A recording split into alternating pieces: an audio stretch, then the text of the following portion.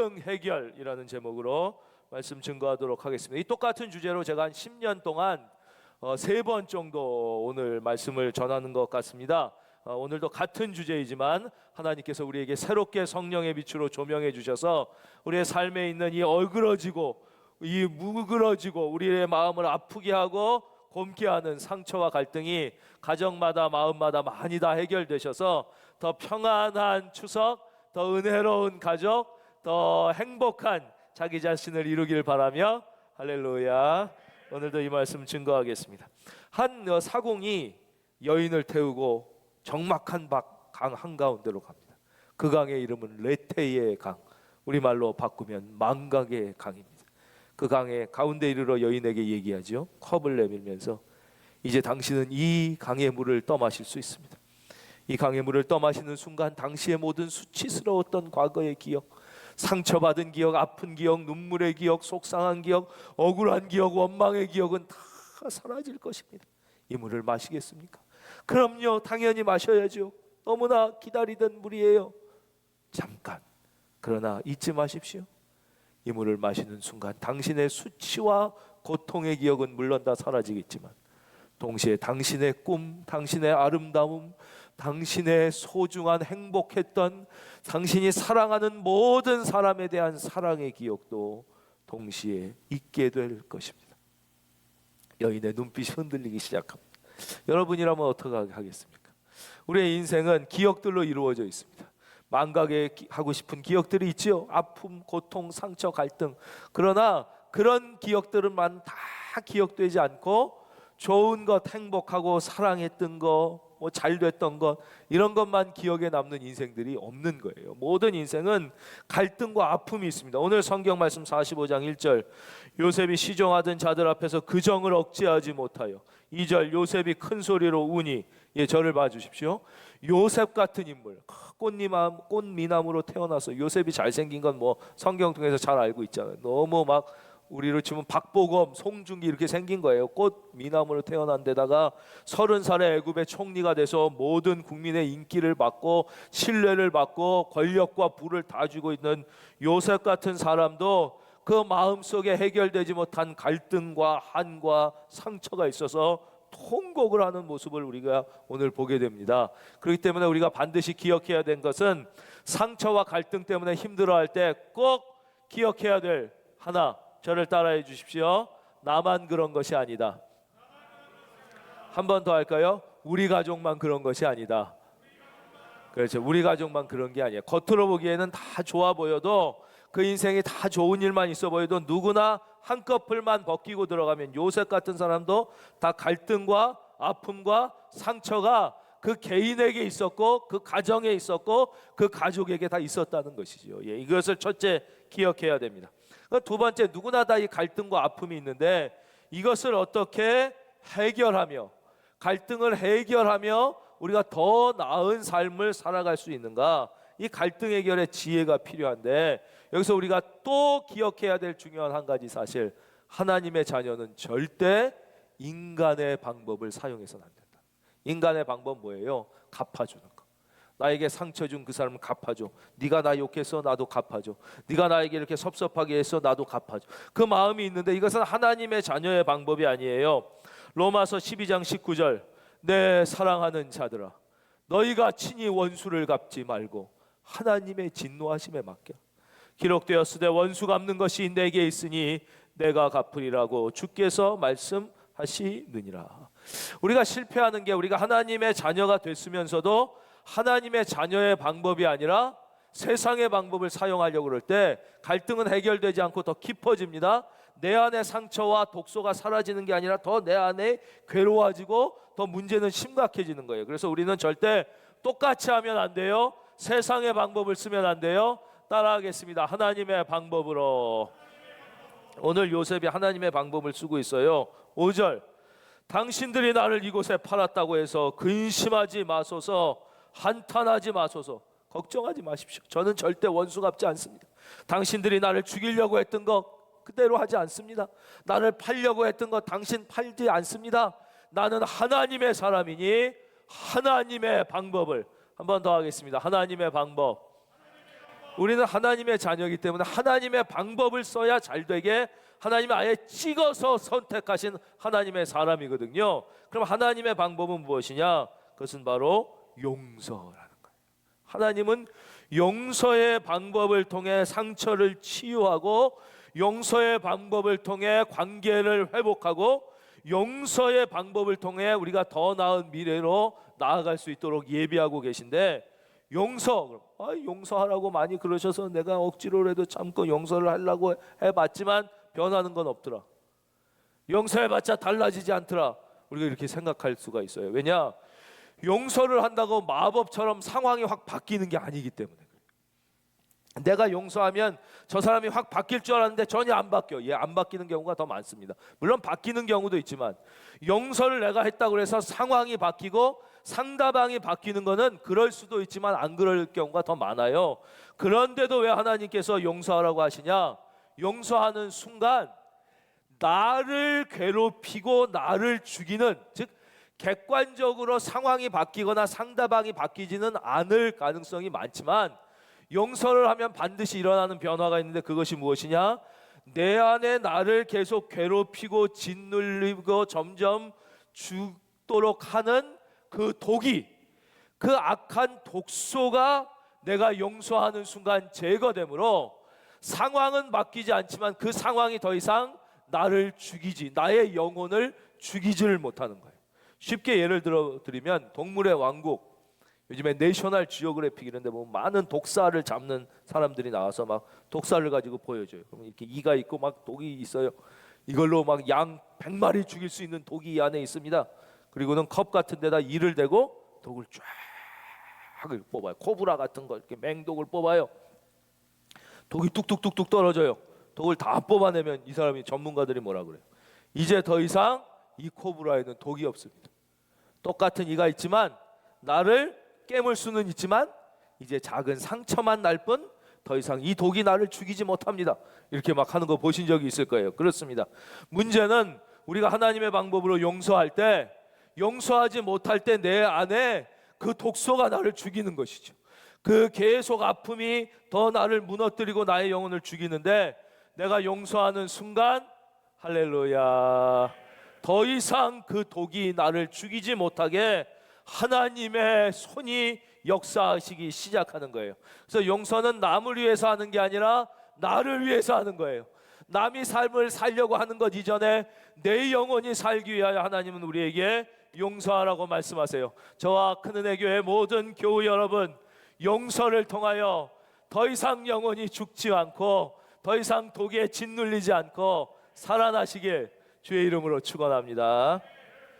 저에게 그렇게 말씀하시는 분이 있으셨어요. 우리가 이 영상 예배 2부, 3부, 4부 이렇게 그 예배 이렇게 중계를 하니까 그러지 말고 다른 교회들처럼 그냥 한 번 한 거를 계속하면 오히려 우리 성도님들이 보시는 것도 뭐 똑같이 시간 맞춰 보시면 되고, 그 하나니까 이 세 개로 나눠졌던 유튜브 조회수가 이제 수천 개가 하나가 되면 유튜브 노출도 많아지고, 이렇게 되면 오히려 더 많은 분들이 목사님의 말씀을 듣고 은혜 받지 않겠습니까? 참 그분은 저를 너무 좋게 봐주시는 분이라고 생각해. 그러지 않는 이유는 두 가지가 있어요. 첫째는 우리 교회 이 영상 예배를 우리 교회 성도님들이 보시는 게 중요하기 때문에 그래요.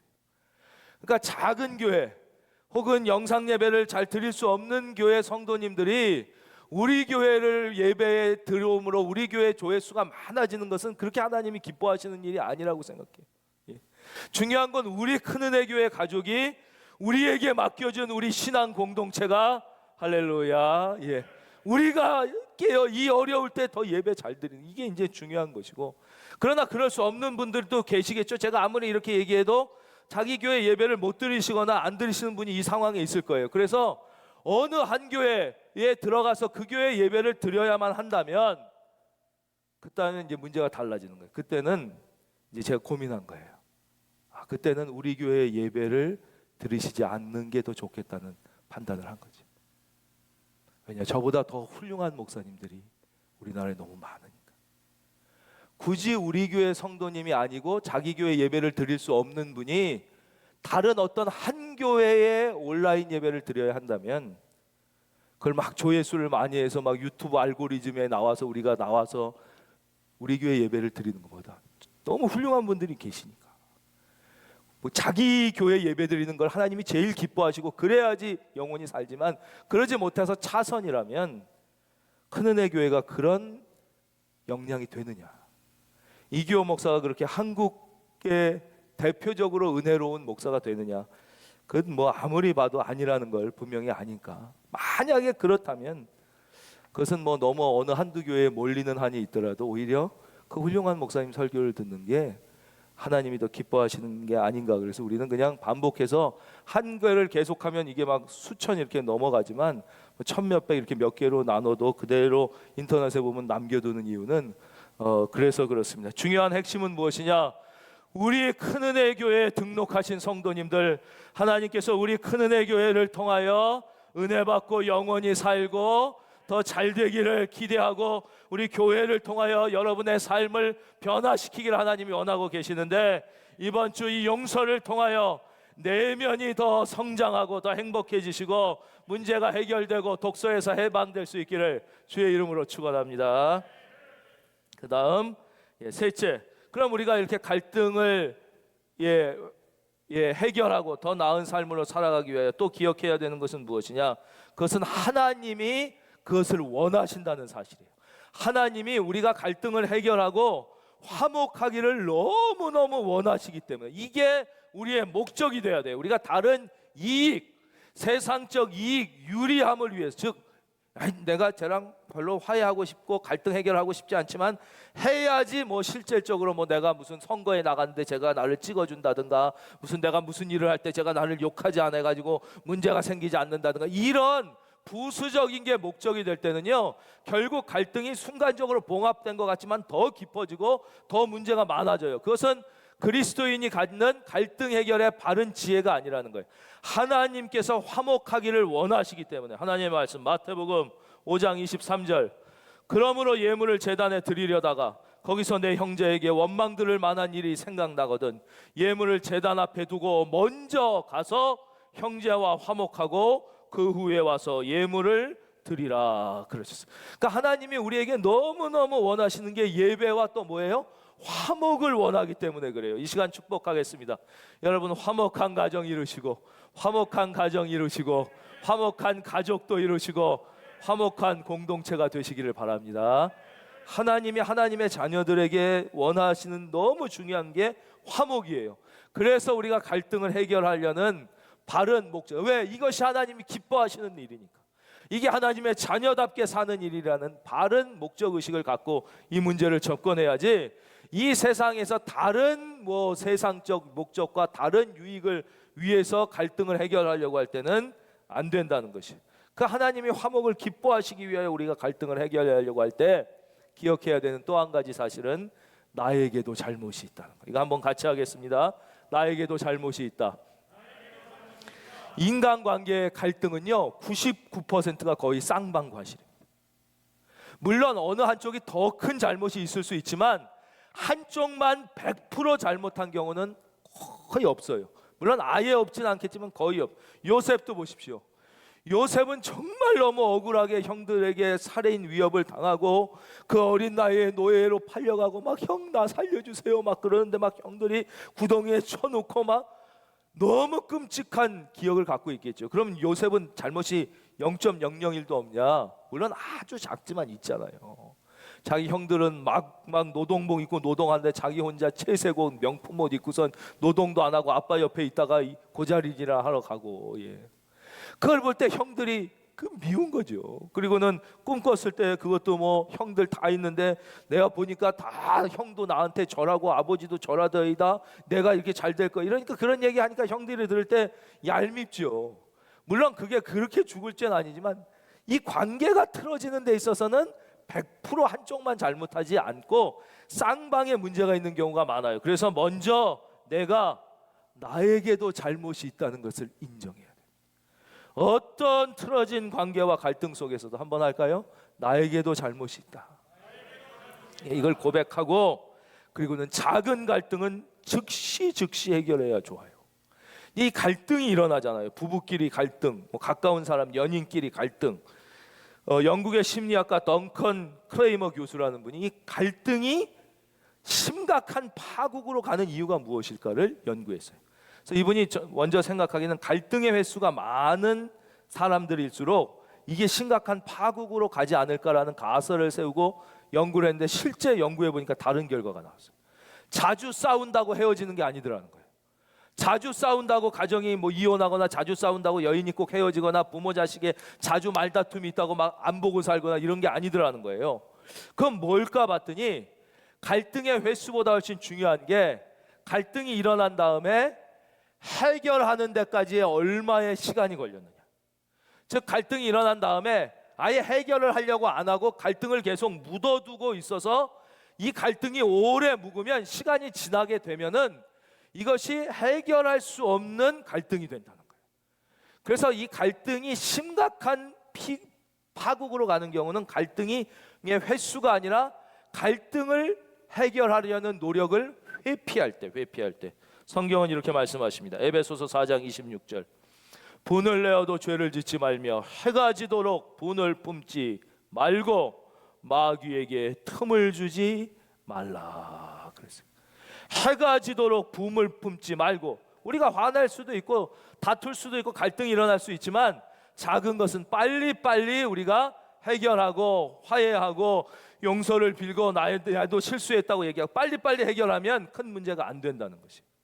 마지막으로 깊은 상처, 큰 갈등, 이미 이런 갈등과 상처가 깊은 흉터로 남아있는 사람들이 있다. 요셉 보십시오. 요셉이 그랬어요.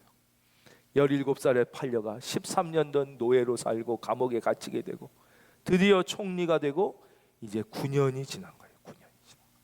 그제서야 이제 요셉은 형들을 만나 통곡하며 이 관계 회복, 이 갈등 해결로 나아가는데 그때 요셉의 자세가 5절에 나옵니다. 당신들이 나를 이곳에 팔았다고 해서 근심하지 마소서, 한탄하지 마소서. 하나님이 생명을 구원하시려고 하나님이 주어가 되어 있습니다. 나를 당신들보다 먼저 보내셨나이다. 8절 그런즉 나를 이리로 보낸 이는 당신들이 아니요 하나님이시라. 하나님이 주어가 되어 있어요. 나를 바로에게 아버지로 삼으시고 그 온 집의 주로 삼으시며 애굽 온 땅의 통치자로 삼으셨나이다. 우리 먼저 결론부터 함께 고백하고 설명해 드리도록 하겠습니다. 따라하겠습니다. 나의 인생은 사람의 손이 아니라 하나님의 손에 달려 있다. 믿으시면 아멘. 그래. 그렇다면 물론 그 사람이 나에게 잘못하고 실수하고 모질게 한 것이 상처가 되고 비극이 되고 어쩌면 그것 때문에 내가 지금 이렇게 고생한다고 생각할 수도 있겠지만 믿음의 눈을 들어 하나님에게 포인트를 맞춘다면 우리 하나님은 그것조차도 우리가 우리의 삶을 하나님의 손에 맡길 때 선용하여 합력하여 선을 이루시는 분인 줄로 믿습니다. 그걸 믿어야 된다는 거예요. 그래서 내가 당신 때문에 이 고생을 하고 내가 너 때문에 이런 상처를 받았고 내가 이런 집에 태어나서 라고 생각할 수도 물론 있어요. 그러나 그것은 세상 사람, 하나님의 자녀가 안 된 사람의 생각이고 하나님의 자녀는 우리는 아무리 부족하더라도 여러분 우리의 인생은 사람의 손에 달려 있지 않아요. 사람이 나를 어떻게 할 수가 없어요. 하나님의 손에 달려 있어요. 하나님이 내 삶의 주인이세요. 믿으시기를 바랍니다. 이것을 우리가 믿고 고백하며 나아갈 수 있다면 그 상처 준 그 사람, 그 상처 속에서도 하나님의 터치와 섭리를 발견하는 영혼의 눈을 뜰 수 있고 그때서 우리는 그 사람을 너무 크게 보지 않고 하나님을 더 크게 보는 거. 그러므로 우리는 하나님을 붙잡는 믿음으로 요셉처럼 그 형들을 용서하며 걱정하지 말라고 이 요셉이 당신의 자녀들을 내가 다 키워주겠다고 이렇게 은혜로 갚음으로 승리하는 모습을 보게 됩니다. 마지막으로 찰스 스탠리 목사님이 쓰신 지뢰라는 책의 한 부분 글을 읽어드리려고 합니다. 이 찰스 스탠리 목사님은 미국의 아주 유명한 목사님이세요. 큰 교회를 섬기셨어요. 근데 그 아드님도 목사님이 됐어요. 이건 3부에만 말씀드리는데 근데 아드님도 목회를 너무너무 잘한, 아버지가 그 당대의 최고의 목사님이었는데 아들은 아버지보다 10배 더 잘한다는 평을 받게 됐어요. 예, 그래서 그 다른 곳에서 교회를 개척해 너무너무 은혜롭고 막 세계적인 목사님이 됐어요. 여러분도 이렇게 갈수록 잘 되는 가정을 이루기를 바랍니다. 예, 그 얘기를 미리 해드린 이유가 있어요. 이제 읽어드리겠습니다. 우리 친아버지는 내가 아주 어릴 적에 세상을 떠나셨다. 몇 년 후 엄마는 재혼을 하셨는데 새아버지는 어머니와 나를 지독히도 못 살게 굴었다. 나는 육체적으로나 감정적으로 큰 학대를 받았다. 새아버지를 도저히 용서할 수 없을 것 같았다. 하지만 때가 되자 하나님이 나에게 용서하라고 말씀하셨다. 어머니에게 이렇게 물었던 기억이 있다. 왜 이런 사람이랑 결혼하셨어요? 그러자 어머니가 대답했다. 나는 어린 너에게 아빠가 필요하다고 생각했다. 어머니는 나름대로 옳다고 생각되는 행동을 했지만 그 결과는 크나큰 고통이었다. 하나님은 이 절박한 상황에서도 유익을 뽑아내기로 결정하셨다. 그리고 나도 새아버지를 용서하지 않고는 목회를 계속할 수 없다는 사실을 깨달았다. 어머니와 나는 학대받을 만한 행동을 한 일이 없었다. 사실 학대를 받아 마땅한 사람은 어디에도 없다. 그러나 나는 하나님의 명령을 계속 거부하면 복을 놓치고 그분의 길에서 멀어진다는 사실을 잘 알고 있었다. 처음 목회를 시작한 교회에서 약 1년쯤 지났을 때 새아버지와 이야기하라는 하나님의 촉구하심이 느껴지기 시작했다. 그분의 말씀을 따르면 결코 실패할 일이 없다. 어렵고 이해하기 힘들어도 그분이 하라고 하시는 대로 하면 반드시 복을 받는다. 나는 이 믿음을 가지고 새아버지를 용서했다. 새아버지를 용서한 날 나는 거실 탁자에 그와 마주보고 앉았다. 나는 그가 어머니에게 주었던 수많은 상처를 떠올리며 어렵게 입을 열었다. 여태껏 아버지를 용서하지 못했습니다. 이 점에 대해 용서를 빌려고 이 자리에 왔습니다. 그러자 아버지가 정색을 하며 말했다. 내가 너를 용서할 자격이나 있나? 아니에요. 용서하신다는 말씀을 꼭 듣고 싶어요. 내가 단호하게 말하자 새아버지가 고개를 들며 말했다. 용서하마. 그 말이 끝나자마자 새아버지가 내 곁으로 다가와 나를 껴안았다. 그는 흐느끼면서 지난 날에 대해 용서를 구했다. 그분은 지금 천국에 계신다. 내가 하나님의 음성을 무시하지 않고 그를 용서해서 얼마나 다행인지 모른다. 내가 그분을 용서하자 하나님은 나를 용서 못함의 속박에서 자유롭게 하셨다. 내가 새아버지를 용서하지 못했다면 아마도 하나님은 나에게 이러한 은혜와 이러한 복음을 전할 기회를 주지 않으셨을지도 모른다. 하나님은 우리의 마음을 유심히 보신다. 시련과 아픔 속에서도 하나님을 전적으로 의지할 마음이 우리에게 있는지를 보신다. 내가 용서라는 근본적인 측면을 다루지 못했다면 인생의 수많은 축복을 놓치게 됐을 것이다. 용서하지 못해 증오, 원망, 분노, 적개심을 품으면 인생을 낭비하게 되고 하나님의 복을 놓치게 된다. 뿐만 아니라 죄의 대가까지 치르게 된다. 그러므로 용서 못함의 지뢰를 잠시도 그냥 놓지 말고 그 즉시 해체하라. 그리고 명심하라. 죄에서 하나님의 용서로 가는 가장 빠른 길은 말씀이 들릴 때 즉시 순종하는 것이다. 그랬습니다. 순종을 너무나 잘하시는 큰은혜 교회 모든 가족 여러분, 이번 한 주도 하나님의 말씀이 들릴 때 즉시 순종하셔서 그 수많은 축복을 놓치지 마시고 더 큰 은혜의 자리로 전진할 수 있기를 예수님의 이름으로 축원드립니다.